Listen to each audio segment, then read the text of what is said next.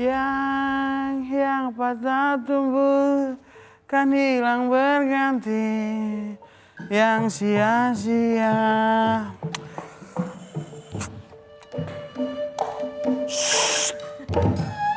Di gunung ada gambang kromong. Kagak ada gambang kromong, jatuhnya kita kaget. Kok kuat sampai gunung gambang kromong? Lo tau nggak? Gue ini penakluk gunung 60 gunung selama gue mendaki. Hah? Naro rumput. Gunung Everest. Sering banget gue bolak-balik. Ih. Nganter mak gue beli kacang. Gunung Rinjani pernah. Gunung Slamet juga pernah gue. Makanya gue mah naik gunung mah gak pakai tas gue. Bawa kresek. Bawa kresek gue. Permisi mas, bener mas di sini tempat seleksi MPG? Bukan mas. Jadi mas? Di sini markas Doraemon bu. Nggak, saya pengen daftar mas. Maaf nih. Emang pengalaman mas udah pernah naik gunung di mana aja? Saya kalau naik gunung baru 5 mas. 5 kecamatan apa 5 gimana? 5 gunung mas. 5 gunung? Iya. Syarat jadi anak gunung tuh berat. Wah apa aja itu mas? Yang pertama kita harus bawa tas gede. Isinya nih Iya. Indomie. Wah bukan Indomie mas. Hah? Kan gak ada gizinya. Oh iya benar. Kulkas 2 pintu isinya. Pokoknya abang harus kuat naik gunung. Fisik juga harus. Saya bisa mas. Saya Hah? kuat. Kuat bener? Kuat, saya yakin bisa. Nanjaknya lama loh. Nggak apa-apa bisa kok mas. Beneran? Bener bisa. Gak yakin. Yakin mas, karena di dunia ini nggak ada yang nggak mungkin mas, kecuali satu mas. Apa tuh? Kaki saya tumbuh. Waduh. Bentar, kasih waktu saya 5 menit, saya mengukur tanah bentar. Kalau udah ngomongin begitu, kayaknya kamu bakal saya terima menjadi anak gunung yang baru. Wah, Iya. mohon banget nih ya. Bener, bisa naik. Saya terakhir pengen naik gunung Everest loh besok minggu depan loh. Seriusan lu mas? Beneran bisa? Bisa. Bisa ya? Bisa. Bawa galon 6 bisa? Bisa usahain nanti. Oke. Lemari pajang? Bisa tapi warna biru. Ungu boleh nggak? Boleh. Oh yaudah. Nah, kita sukanya ungu soalnya ya. Ya boleh. Cerah deh. Cerah kan? Masya Allah. Pak. Di sini lo duduk sini. Kelas kan isinya cuma 2 orang nih. Iya, Pak. Kelas yang ngambil pelajaran, mata pelajaran saya kan cuma 2 orang. Iya Pak. Terus nggak ada yang masuk, terus saya sendirian di kelas nongkrong di sini ngapain nih? Ini Pak kita mau naik gunung. Naik gunung. Jangan percaya sama dia. Dia ini memang mapala. Ya lihat nih, mapala bukan mahasiswa pecinta alam. Jadi Pak, Mahasiswa penderita gula. Serem banget Pak. Ya kan? Saya kebanyakan makan apa namanya Apa? gula merah biasanya. Gula kayak merah, gitu. gula merah. Dia mah nggak pernah yang namanya dibohongin sama dia. Dia nggak pernah naik gunung. Paling jauh, Iya. dia cuman ke Gunung Sahari. Ya, ini saya kasih tahu ya. Kalau lu ke Gunung Sahari, namanya bukan hiking, tapi walking. Ya kan? Lu harus bedain mana hiking sama walking. Ya? Berarti Bapak pemikirannya sama saya. Apa? Nomor 30C kan? Apaan sih lu? Sini. Lu nggak tahu, makanya sebagai pecinta alam lu harus baca-baca, harus lihat sosial media viral ini. Iya. Ini Anggi. Lu mah Anggi kan lu? Iya, Anggi kan? Anggi. Bener. Anggi Pak. Anggi. Iya. Nah, tuh kan yang viral. Yang viral itu abangnya mau ngeliat teman-teman kita di sini. Nah, Itu nih. ini Bang Anggi namanya. Nih kalau penasaran. Nih kalau lu nggak percaya, nih lihat nih. Nih, Tuh. lihat. Coba lihat dulu. Nah. Anggi Wahyuda berhasil membuktikan bahwa mimpinya mendaki Gunung Everest bukan menjadi hal yang mustahil. Anggi Wahyuda berhasil mencapai Everest Base Camp dengan ketinggian 5.364 meter di atas permukaan laut. Dengan bantuan tongkat, Anggi meniti tanjakan berbatu serta cuaca dingin selama 8 hari. Tak sedikit orang meragukan impian Anggi di tengah sulitnya medan Gunung Everest. Itu motivasi saya adalah pengen buktikan bahwasannya batas kemampuan manusia itu bukan pada fisiknya tapi pada kemauannya. Dan banyak orang yang gagal sampai di Everest Base Camp, tapi saya pengen buktikan bahwasannya semua itu bisa punya kesempatan untuk ke sana. Dan kita tuh adalah apa yang kita pikirkan. Maksudnya kita bisa menjadi kuat jika berpikir kita itu kuat. Dan sebenarnya hal yang paling berpengaruh dari manusia itu adalah pikirannya. Maka dari itu, cara untuk saya bisa sampai di sana, cara saya supaya bisa maju, saya bisa sukses, itu adalah saya mensugesti pikiran saya dengan hal-hal yang positif. Karena Kaki Anggi terpaksa diamputasi pada tahun 2015 lalu akibat kecelakaan.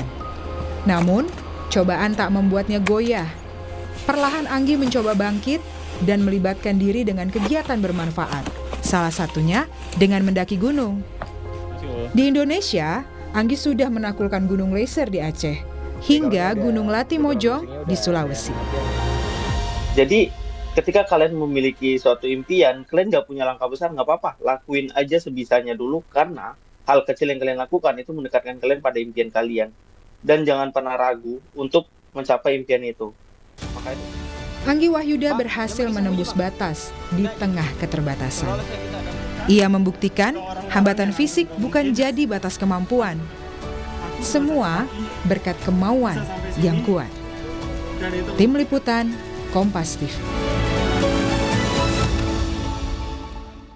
Nah, sudah bergabung bersama kita Anggi Wahyuda yang sudah menaklukkan base camp Everest. Ya, apa kabar Anggi? Alhamdulillah baik. Sehat ya? Sehat ya Alhamdulillah. Mas Anggi ya, luar Ya. biasa base camp Everest ini kan udah tinggi banget ya. Ya lumayan tinggi. Lumayan. Waktu itu gimana sih ceritanya? Boleh? Jadi sebenarnya kenapa kita milih base camp Everest tuh karena Everest base camp ini adalah salah satu gunung yang udah menjadi tujuan kita dari lama. Oh. Dan ini adalah gunung pertama kita dalam campaign Satu Langkah Lagi.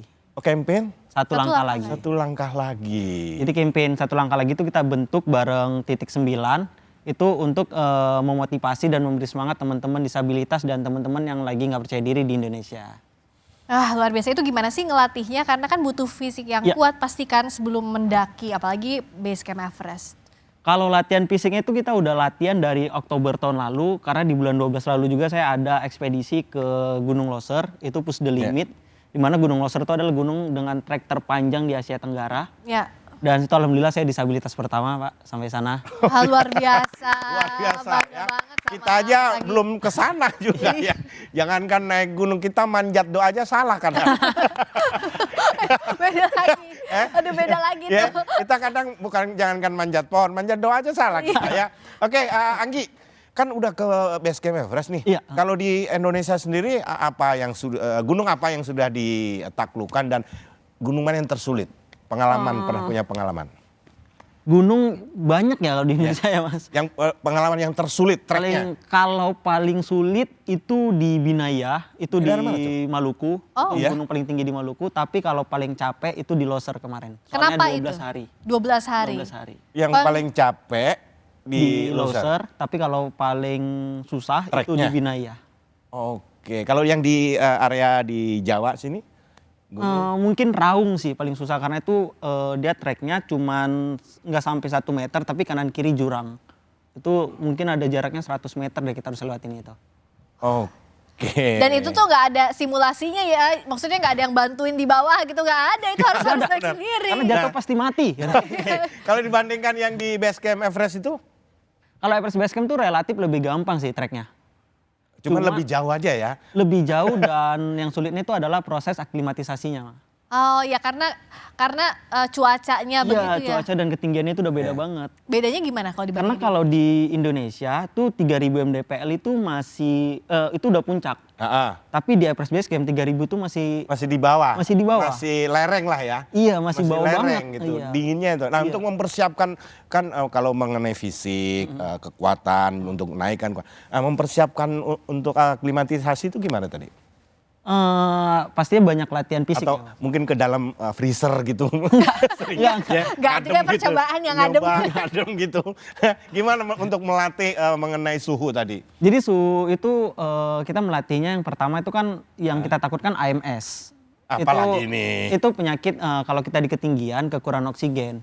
Oh, Jadi salah satu latihan itu adalah latihan pernapasan. Jadi ya, yang Anggi lakuin tuh biasanya itu adalah renang. Oke. Terus kayak jalan jauh. Satu hari tuh kemarin tuh coba paling minimal tuh 5 kilo per hari. Oh. Jadi itu ngelatih banget untuk jalan jauh dan pernapasan yang bagus. Itu karena tantangannya di AMS itu Di tadi AMS ya. tadi.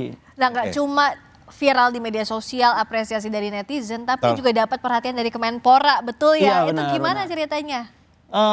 Ya alhamdulillah banget tuh Pak Dito selaku Kemenpora Indonesia itu support banget. Ya. Dan ini bukan yang pertama tapi sebelumnya yang Push the Limit Closer itu juga disupport bareng Kemenpora. Oh. Gitu. Dan ya sampai tahun depan insya Allah bakal Ang. dibantu terus. Oke, rencana apa lagi nih next setelah Mount Everest? Rencananya tuh kita ntar di bulan April Ya. itu kita bakal ke Gunung Kilimanjaro, itu gunung tertinggi di benua Afrika. Lu. Kilimanjaro. Iya.